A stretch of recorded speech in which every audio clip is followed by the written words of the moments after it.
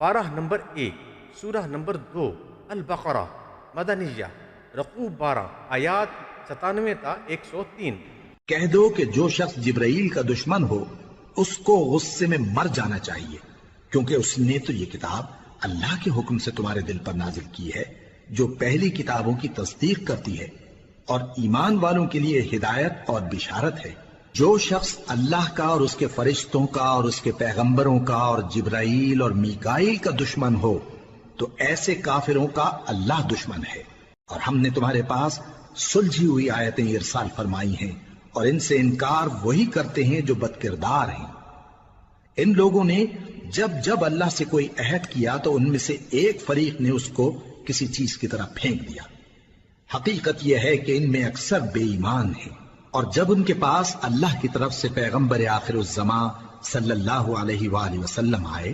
اور وہ ان کی آسمانی کتاب کی تصدیق بھی کرتے ہیں، تو جن لوگوں کو کتاب دی گئی تھی ان میں سے ایک جماعت نے اللہ کی کتاب کو پیٹ پیچھے پھینک دیا، گویا وہ جانتے ہی نہیں، اور ان چیزوں کے پیچھے لگ گئے جو سلیمان کے عہد سلطنت میں شیاطین پڑھا کرتے تھے۔ اور سلیمان نے مطلق کفر کی بات نہیں کی، بلکہ شیطان ہی کفر کرتے تھے کہ لوگوں کو جادو سکھاتے تھے۔ اور وہ یعنی بنی اسرائیل ان باتوں کے بھی پیچھے لگ گئے جو شہر بابل میں 2 فرشتوں یعنی ہاروت اور ماروت پر اتری تھی، اور وہ دونوں کسی کو کچھ نہیں سکھاتے تھے جب تک یہ نہ کہہ دیتے کہ ہم تو ذریعہ آزمائش ہیں، تم کفر میں نہ پڑو۔